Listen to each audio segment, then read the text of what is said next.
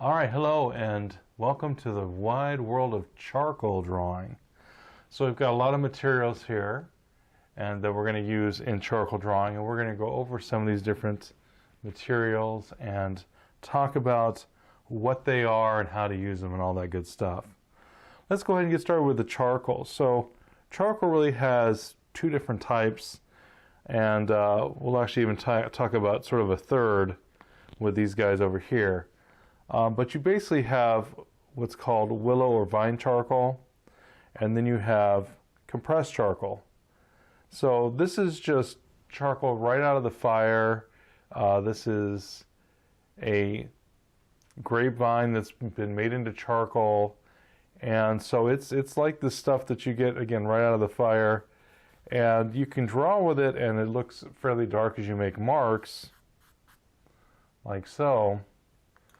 But for anyone who's drawn with something out of the fire, you know if you sneeze, it almost disappears, so that all those marks have almost gone away. So for the vine and willow charcoal, and they're pretty much the same thing. Well, one's willow branches and the other are vines off a grapevine, but they've basically been made into charcoal, and so nothing else has been done to them, so they're just right out of the fire. So these are all different types of vine charcoal. Now, the vine charcoal is pretty, it comes in, this has already been broken in half, but it comes in these organic sorts of lengths, and they're pretty delicate, so you have to be careful with them. And so a lot of times you'll put them in a holder like this. This is one type of holder, this is another, this is just a brass holder.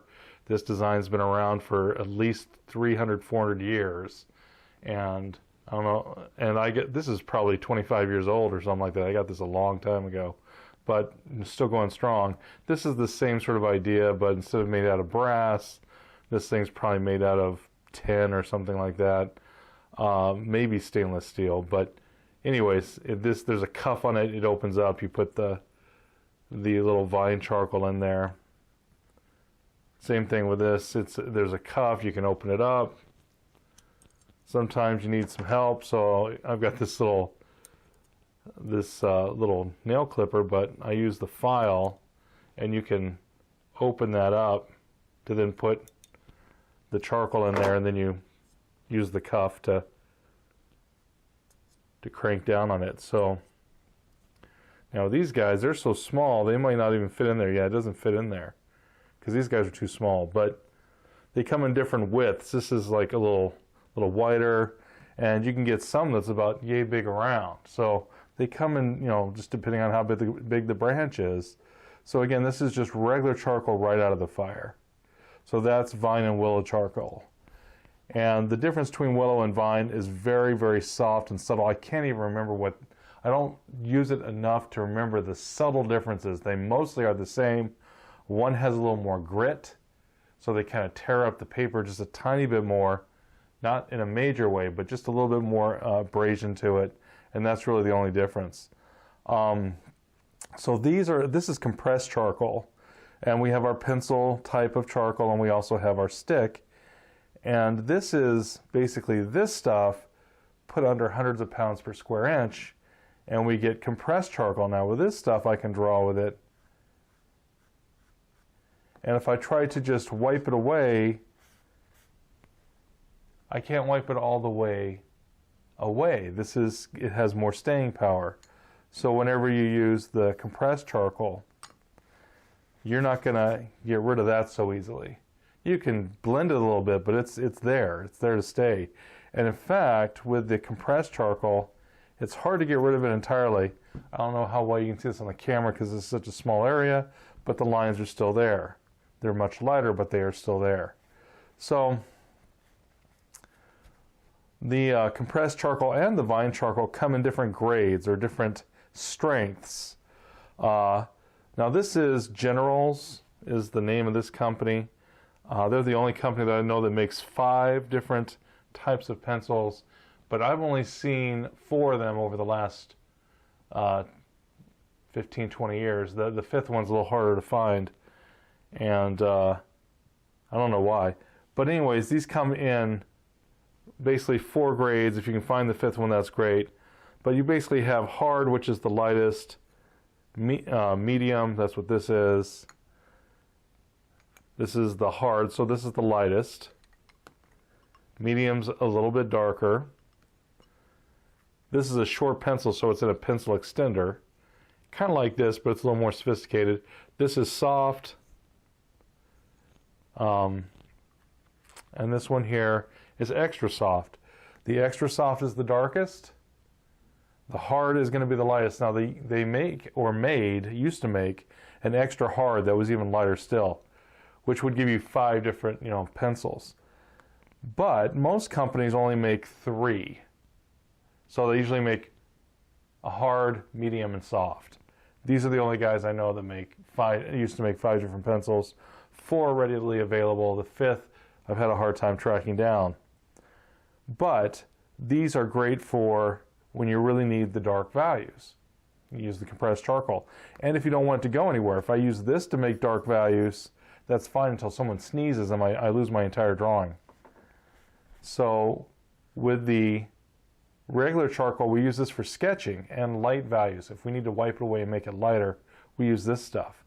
If we want it to be, darker, we're going to use the compressed charcoal. And it comes in the pencils, and it also comes in sticks. And again, this is compressed, and this is, only maybe 1/4 inch by 1/4 inch. They make some that are 1/2 inch by 1/2 inch. You can get some that are like almost 1.5 inches by 1.5 inches, really big chunks. If you need, whatever you need, they make it out there somewhere, most likely. Now this is a type of charcoal that is called Conte, and this is Conte Paris Pierre Noir, and this is a B, and this is the 1710 series. You've heard a lot about this because of some different people on the internet that are very big names that are using this, and it's a great pencil.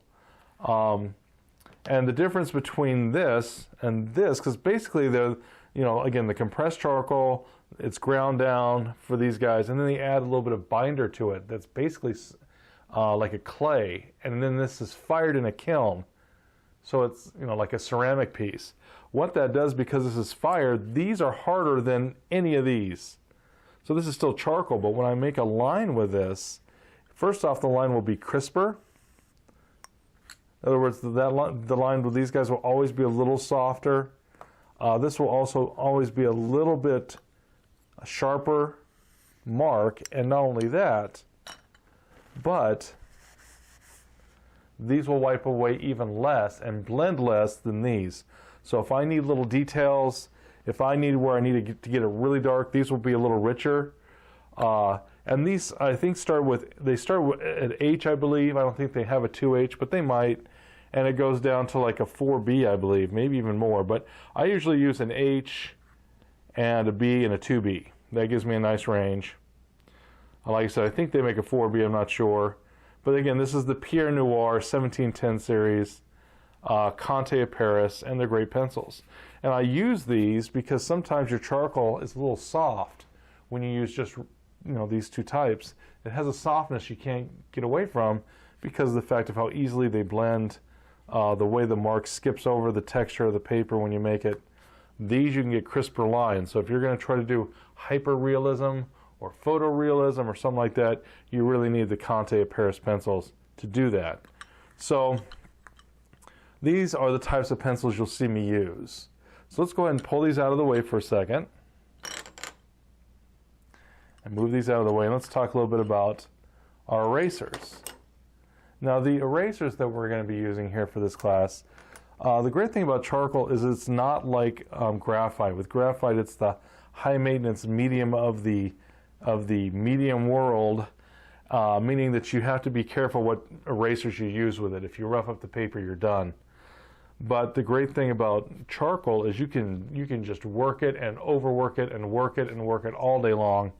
You can use any sort of erasers. I've used Brillo pads. I've even used orbital sanders if the paper is thick enough.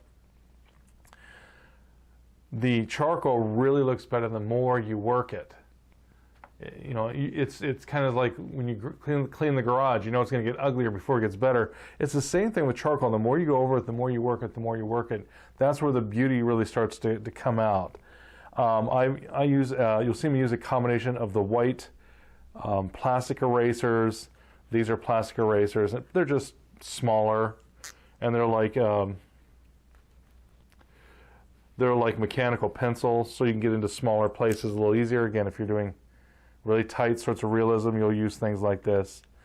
I've got this plastic eraser. Then I've got the kneaded eraser, which I can certainly use.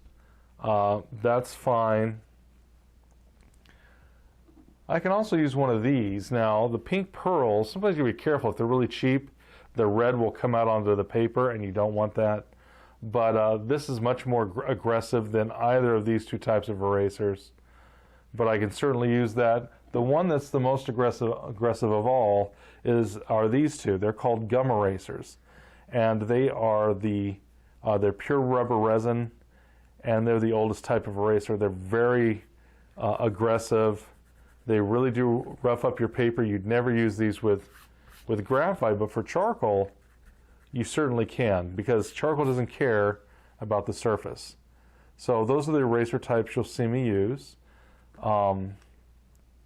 So again, I can use my kneaded eraser to pounce it, to lighten stuff that away. You know, I could even use this back and forth like a normal eraser. I can use this one, which again, this one's going to be the one that's going to be the easiest on the paper. So if I'm doing some sort of really light touch photorealism, I don't want to be roughing up the paper, I want to be very clean detail, I'd probably be using my plastic erasers. Okay, so these are the erasers that we use with the charcoal. Just like these are what you'll find the willow and vine charcoal come in, and they come in a soft, medium, extra soft, and hard, and so you can get whatever whichever grade you want. I normally will use the medium or the soft the most, and sometimes the extra soft, but I almost never use the hard vine charcoal unless I'm sketching on like canvas. I'm going to do a painting or something like that. We'll just get these guys out of the way. Now you have all kinds of other tools. We have these tools here that we use for sharpening our charcoal. So this is a sanding pad. These are just little bits of sandpaper.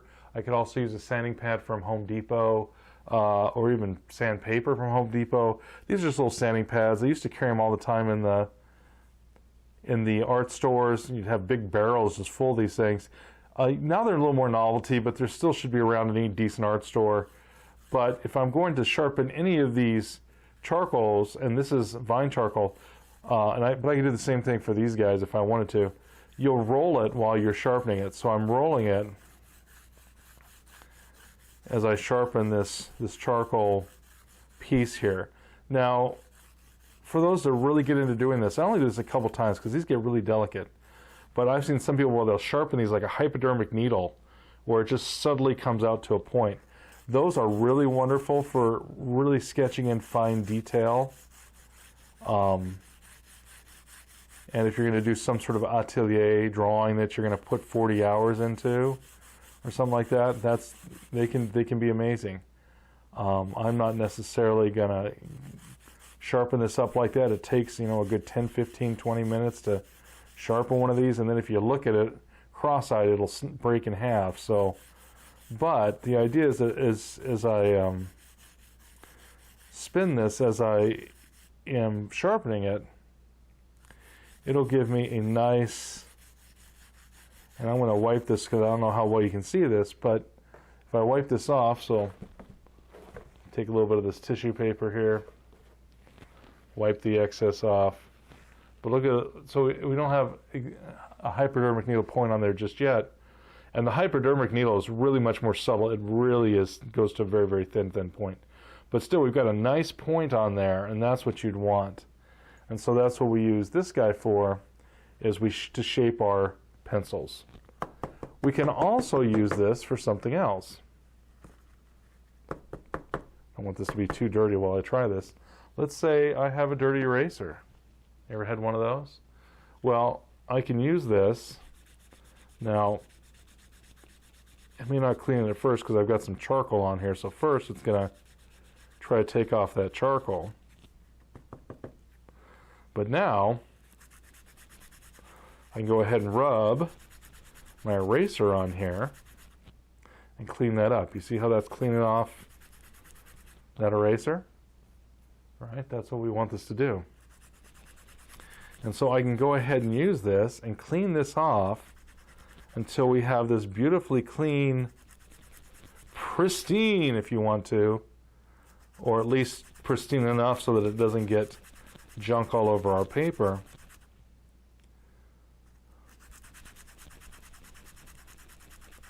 So yeah, it's just sanding off those dirty bits, and we end up with an eraser that looks like that. You know, so this is how we can clean our erasers up. Okay? So that's all well and good. So these are really great tools. And again, I could use this, or I could go and, you know, get something from Home Depot, like a sanding sponge. The great thing about the sanding sponge is they'll last for years. You just rinse them off, and if they get too full of charcoal or graphite or something, let's go ahead and try to get this off of here a little bit. Clean this up here a little bit. Okay. So let's talk about some of the blending tools. So the blending tools that I'll use most often for basic drawing is we're easing our way in. I don't get that sophisticated with my charcoal. I use little tissue paper. I use mostly stomps. So these guys are. I have tortillas just to show people what they look like. They look like they're rolled paper. You can see the grooves where the roll is. I don't use these guys really much at all. I use more of these stumps, and these stumps come in different sizes, and they're just solid paper. Now again, sometimes people will use these and they get dirty and they throw them away, and I'm like, what are you doing? If these get dirty, guess what we can do? Get out our little sanding pad here, sand that dirt off of there. Do I have another dirty end? There's another dirty end. Roll it while I'm sanding it, and again, clean that up. And now we have a clean stump again. So, you know, these will last you a long time. I've seen some people use these in one class and they throw them away. I'm like, these are expensive. They're not super expensive. They're like 75 cents. But if you're throwing them away every class period, you can see how you could burn through those very quickly. So, anyway, stumps. Now, sometimes people like to keep them dirty, and I'll show you why. Because I can also sketch with these stumps. So if I've got a stump that's got, you know, that's a little dirty like that, I can use that as a sketching tool. It'll make really light little lines. And again, I can start to rough out and sketch with these. Now, sometimes I'll do that, but really, if I'm going to sketch, I'll use this guy most of the time. There are times I will do that, but I don't really do it that much. But some people use that a lot. Doesn't mean it's a bad thing. It just means I don't normally do it. I do other things. So again, I actually will prefer to keep these clean. Now again, there's a lot of things in art that people will say, well, that's like an unbroken rule, and there's a lot of things that aren't. It's just what the artist likes to do. And you know, so there's all kinds of techniques that I don't use, and there's certain techniques that I do. And it doesn't make my techniques any better. It just means that there's certain ones that I gravitate towards. And my whole thing is usually the simpler the better. So we've got our stumps, we've got our tissue paper. Every once in a while you'll see me, or depending on the drawing, it might be more than every once in a while, Q-tips, brushes, and these all work a little differently. I'll just keep a couple of these again. I don't use the stumps, not the stumps, the tortillas. This again is a tortilla and it's hollow. These are not, these are solid. And that's the biggest difference. So I'm going to put this aside.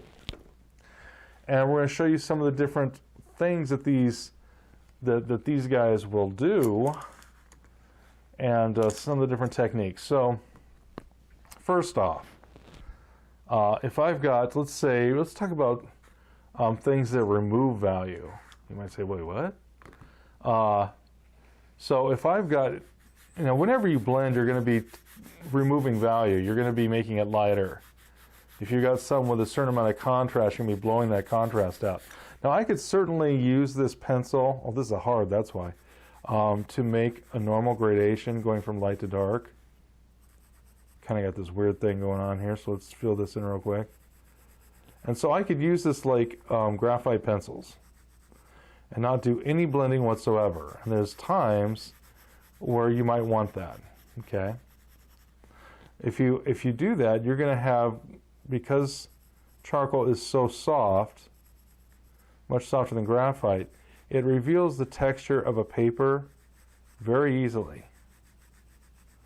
And it just takes a little bit more getting used to then create gradations, okay? And that's neither a bad thing nor a good thing, it just is. That's the way it is with charcoal. So, sitting there making our gradations or what have you. Now let's say, and if you're going to do a drawing where you're using it like a pencil, go ahead and do the whole drawing where you don't do any blending. But once you start blending, now you're in the world, you've changed to a different sort of charcoal drawing. There's really clean drawings where, again, they're all what we call additive drawing, where you're just adding the value, and it is what it is.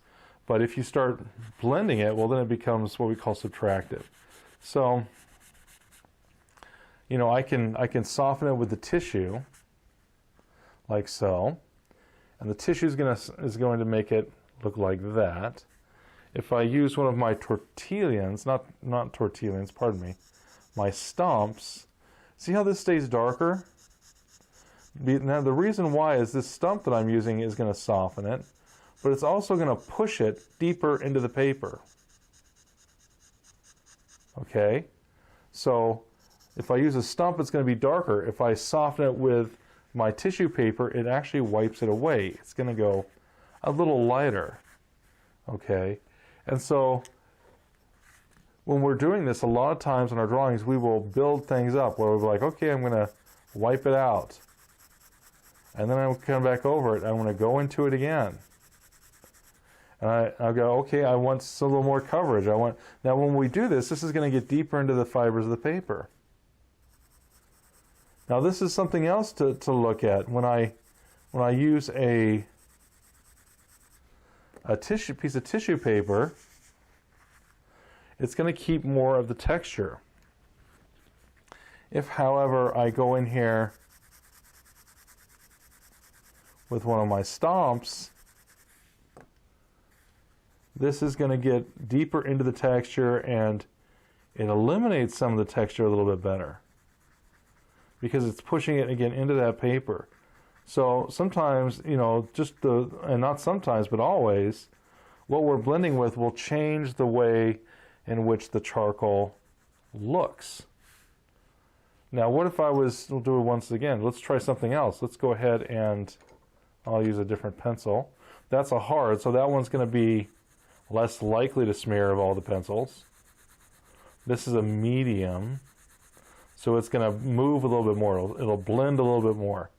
But if I grab a brush, now when I use brushes are, what happens is this actually sweeps aside the charcoal. It makes it lighter.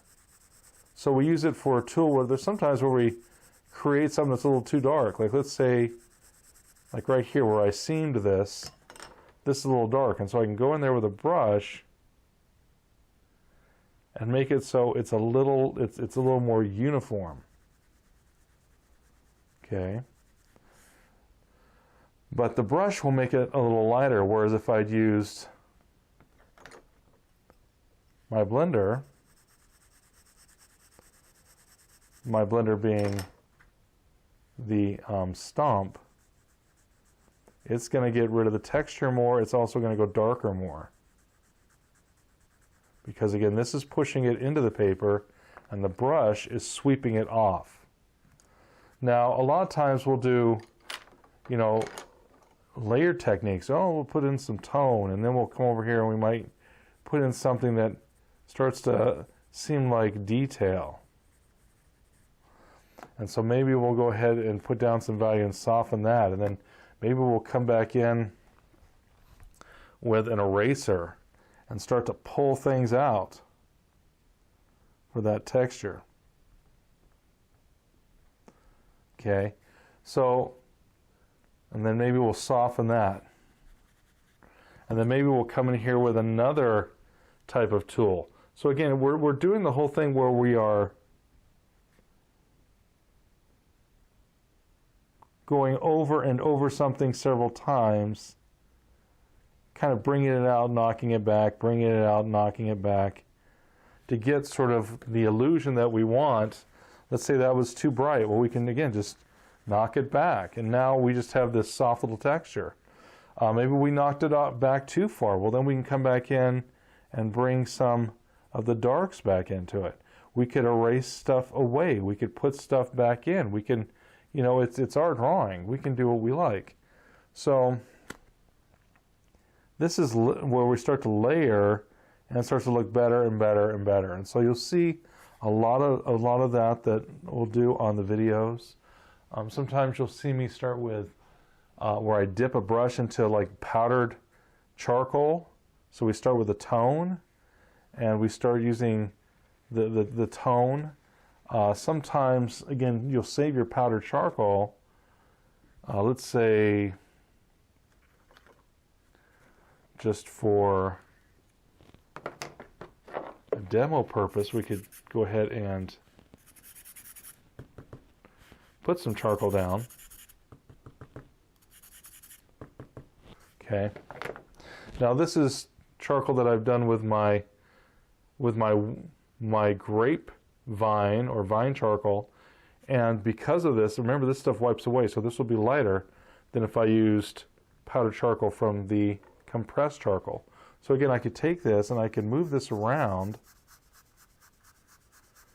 to give me a light gray tone. Maybe I was doing a sky or something like that, or maybe I was doing a wine glass and needing just really light values that I can then just, if I need to, keep lightening it. So now we just have a very light tone there, and then I could, if it was a cloud, I could come in here with my kneaded eraser and start to lift out some things and start to make this. I'm making random little marks to start to, and if I needed a little bit darker underneath there,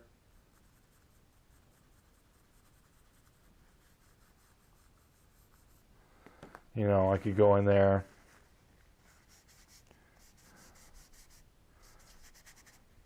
and start to create something that has the illusion. Let's see if we wanted, there we go. Could lighten with this, you know, again, we could put value in, we take it out, we put it in, we take it out, and the more we do that, the better it's going to look. That's the nature of charcoal. Many times when people are like, oh, my charcoal drawing it just doesn't look right. It just doesn't have any richness. It doesn't have any depth. A lot of times the answer is, well, go back over it again. Go over it again and again and again and again. Usually I'll go over an area 3 to 4 times to finally get that depth that I want. Because charcoal, again, the more we go over it, the better and better and better it looks. So again, so this is, again, just from using a little bit of the eraser, some vine charcoal, put in some powdered charcoal that we made real quick. And now we've got something that's, you know, we could start to make it look like a sky or clouds or something of that nature. Whatever we wanted. If we wanted to, we could bring down like a mist, like maybe the cloud is actually a rain cloud or something and dropping a haze across the land or something. We can certainly do that, but you'll see me do a lot of techniques where we're layering, layering, and layering, and a lot of it is to get some of that richness that we haven't got yet. We have to go over it, and then I'll soften. I'll go over it again, and I'll put stuff, and it's just to get these real soft tones. Now, with charcoal, it's easier usually to go darker than lighter with the compressed charcoal. I mean, I do have my hard charcoal and my extra hard. I can certainly use those to try to increase the range that I've got. But what really helps, what really increases your range is the willow and vine charcoals, because it's very easy to get very light tones. So I'm doing a cloud that's very, very light, and I'm still keeping it light. That's hard to do in charcoal. What mostly happens in charcoal is we just, we get these really dark darks very easily, and all of a sudden everything becomes dark, and so what I want to be bright little happy clouds start to look like storm clouds on the horizon, and it's just too dark. If we get the sky too dark, it's not going to look like a sky. And so by using a combination of the vine charcoal, the willow charcoal, the compressed charcoal, and even some of the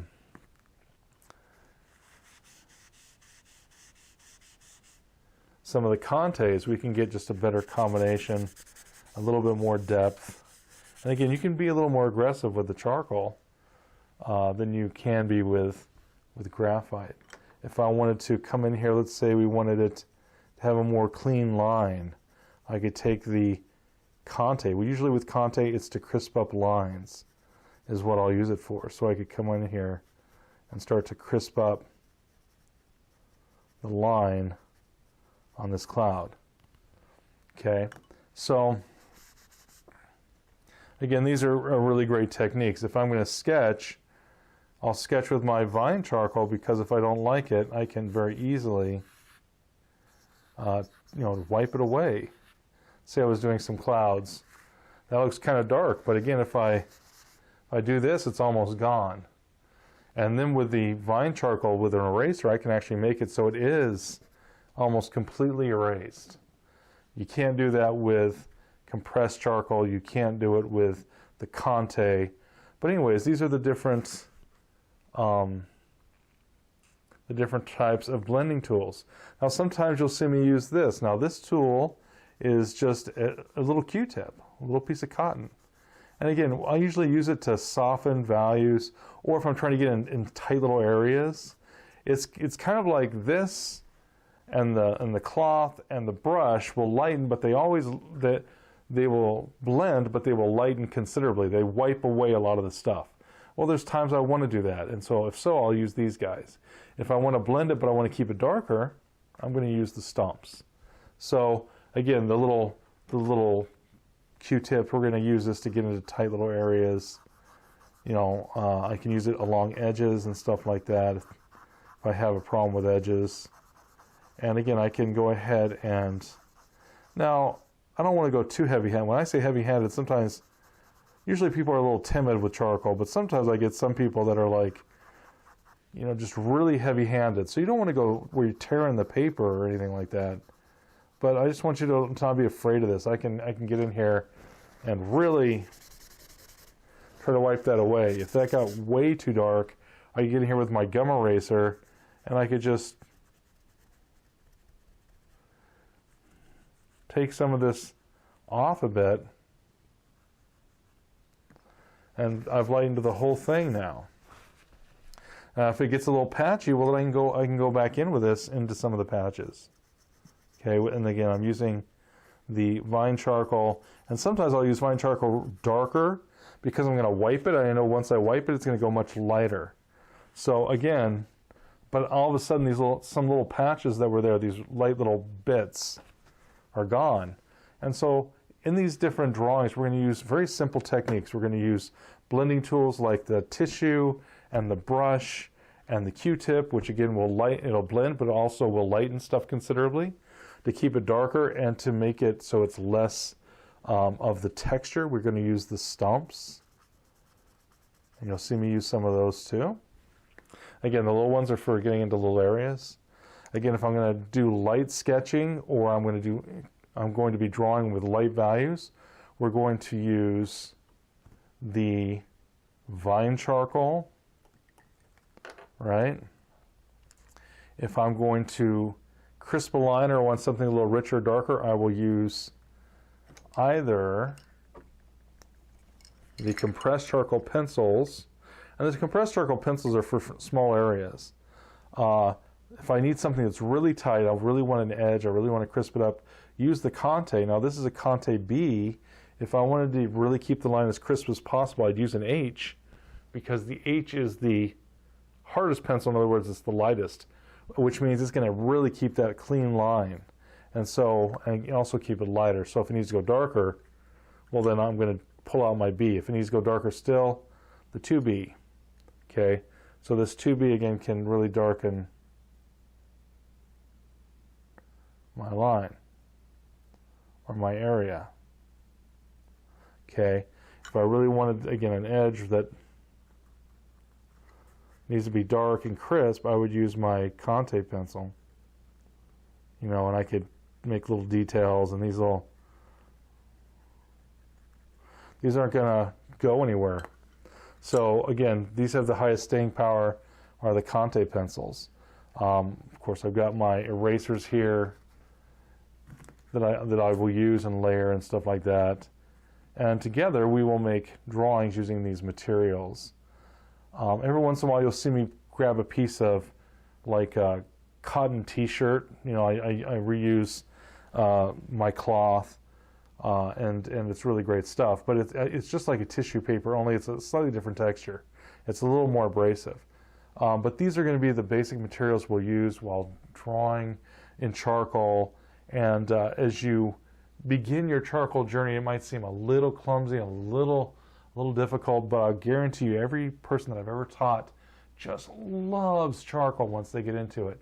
It really has a beauty and a depth that you can't get any other way, but it's through layers upon layers, reworking areas 3, 4, 5 times. And if you do that, it starts to build up this really deep, wonderful drawing. So we're going to be using this to create our drawings in a lot of different ways. It's a great time saver. I can do a charcoal drawing in half the time it takes me to do a graphite drawing. Graphite drawings just take longer, at least twice as long, sometimes even more. But once you get the hang of it, again, people love this stuff because it's such a great medium. So we're going to go ahead and we're going to get into the different lessons. I appreciate you joining me for this little conversation about how to use charcoal. You guys, you know, let's get going and get started on some of the drawings. Have a good one. Bye-bye now.